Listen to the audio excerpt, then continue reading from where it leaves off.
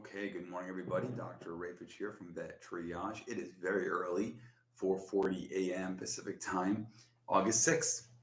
But I have our early meetings today, so I figured might as well chat now. Thanks again for those who subscribe and hit like and share on the playback. Thank you, appreciate it very, very much.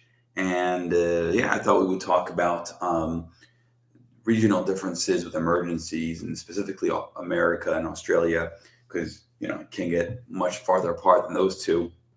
And so there are some things with vet triage being global that we've learned over time in terms of differences in what types of emergencies you might see. So I figured it'd be kind of a fun, brief chat on that.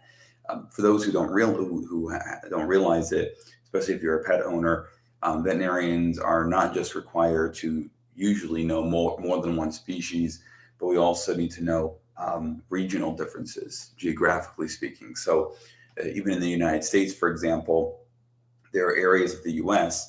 where tick-borne disease like Lyme disease, Ehrlichia, Rickettsia are more prevalent. So the Northeast, for example, and you don't really see much tick disease in Nevada, for example, where I live, or California. There are some trends that are changing because of climate change and all that, but we're seeing ticks now in dry areas because those dry areas are becoming a bit wetter.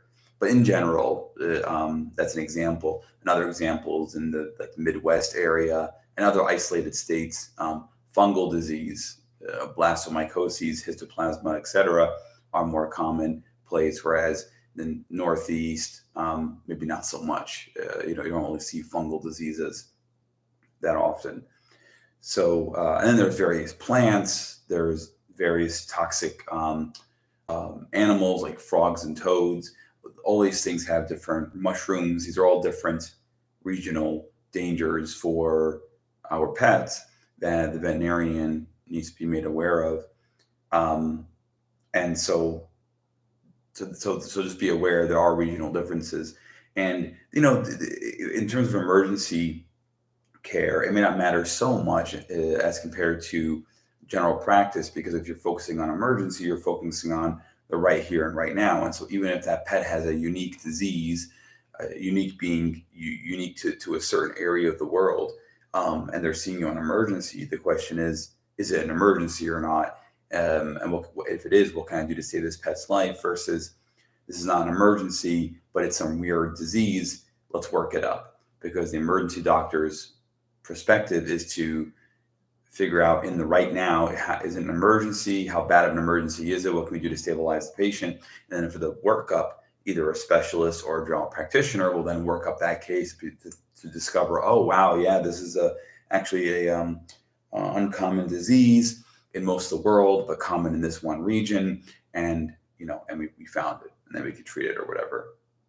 So anyway, so when you look at comparisons, regional comparisons, let's talk about America versus Australia. There's two big points there. In Australia, for example, snake bites and tick bites are almost always an emergency. So there's certain snakes that are poisonous, venomous, and certain snakes that are not. And Australia has a higher prevalence of those snakes that are a bit more dangerous for our pets versus in the States. In the States, a lot of these snake bites they can be very serious. I don't want to underplay that, but a lot of times, depending on where they bite the animal, your pet, it can be managed medically when it's not an emergency where you need the anti-venom to combat the toxins and emergency care and all that stuff.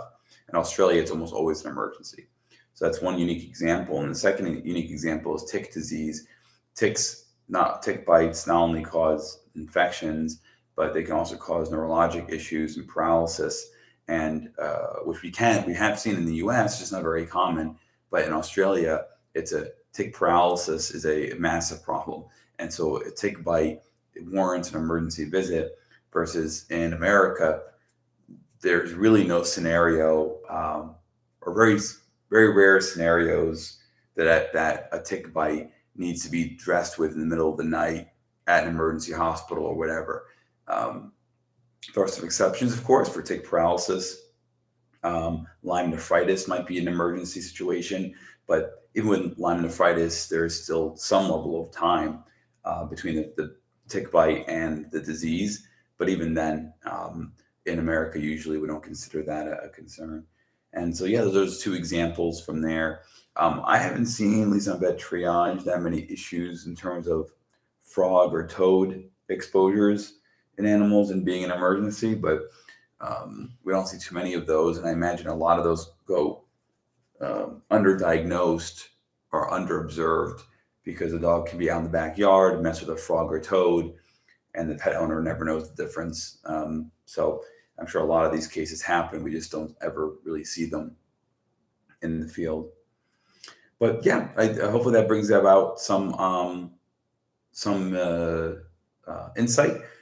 Any questions, let me know. Thanks for everybody who watches this in the playback, and we'll see you tomorrow, August 7th, for another live stream. Talk to you then. Bye.